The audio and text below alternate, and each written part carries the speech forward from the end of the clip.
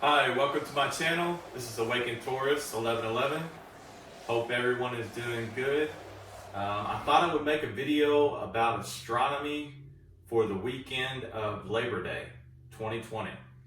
So let's get right into it. I'm going to go through some things that are going on astrologically that you can look at. And most of these things you don't even need a telescope for. You can see them with your naked eye. So if you get a chance to go outside, I would actually recommend going out shortly after dusk because some of these events are going to happen around that time. So for Labor Day weekend 2020, one thing that's going to happen is Mars, the planet of Mars, is going to come very close to the moon. It's actually going to be within a degree of the moon at some places, depending on where you are in the world. There's actually an eclipse almost that will happen with Mars and the moon. My particular, I'm actually in the Eastern Standard Time zone, so I'm going to kind of go through things from that standpoint of viewing. You can always Google these things that I'm talking about if you're in a different time zone or curious about when those things might happen. But if you see something that's kind of a bright orangish yellow, that's very close to the moon, that's actually Mars. So that's pretty cool that you can see Mars so visible in the sky. It's actually nearing its opposition, which means it is getting closer to the Earth than it normally is. It actually will not be as close to the Earth as it is right now again until 2035. So it's worth taking a look at Mars in this evening. Or the weekend, I'm sorry, of Labor Day. Then also, the moon, September 2nd was a full moon. It's actually called a full corn moon. This was named by Native Americans. And the Farmer's Almanac actually still honors the names that the Native Americans gave to all the moon cycles through each month. But they named this one the full corn moon. It was actually a time that was signified for the Native Americans to go gather corn and squash and beans and stuff like that for the winter. So they called it the full corn moon. Actually, as well, if you're into astrology, which is a little bit different than astronomy, if you don't know the difference, go watch my video I made about the difference between astronomy and astrology. But the full moon was also in the sign of Pisces, just so that you're aware.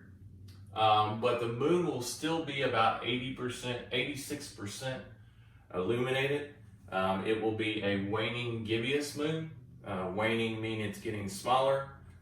So that will also be occurring. The moon is really bright as well. I actually looked at the stars last night, and the moon is it was like a bright orangish color, so it's really pretty. Something else to see in the sky is Jupiter and Saturn. Now, Jupiter and Saturn had been visible for many months, but in the months of September, they're actually going to be at their highest peak in the sky. And so Jupiter right now is a very bright planet. In fact, in perspective, if you think about celestial objects in the sky, Jupiter is like the fourth brightest thing in the sky right now. So you have obviously the sun during the day would be the brightest object, and then you have the moon, and then you have the planet Venus, and then after Venus is Jupiter. Now if you look just to the east of Jupiter, if you find Jupiter in the sky, there's also Saturn right very close to it, and both of those objects are very bright. They're actually as bright as the stars right now.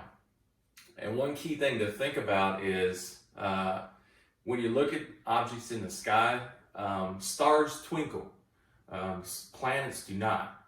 So when you find a bright object in the sky and it's not twinkling, it's likely a planet. So that's just a little key to think about when you're looking in the sky. And then also later this year, and this is really cool because I can't wait for this to happen. It actually happens on December the 19th. And I'll probably make a video specifically for this. But there's what's coming is called the Great Conjunction. So what happens is Jupiter and Saturn are actually going to come together in the same degree, and they will come together in the sign of Aquarius, and that will occur on December 19th. So I'll make a separate video on that, but that's just a little tidbit to remember later this year that's going to happen. But if you get the chance, go outside, take a look at these objects. I think it's interesting to see these things. You don't need a telescope. A lot of these things you can just see with your naked eye. Hopefully the weather will be clear tonight and through the weekend where you can really take time to look at these objects. But it's a good time to just kind of relax. Take your family outside, look up at the sky, take a deep breath, just relax. It's a calming experience, in my opinion. All right, so this has been some astronomy to take a look at on the Labor Day weekend of 2020. I hope you enjoyed the video. If you're not already subscribed to my channel, please subscribe down below. If you like the video, then leave a like down below, and I'll see you next time. Thank you for joining.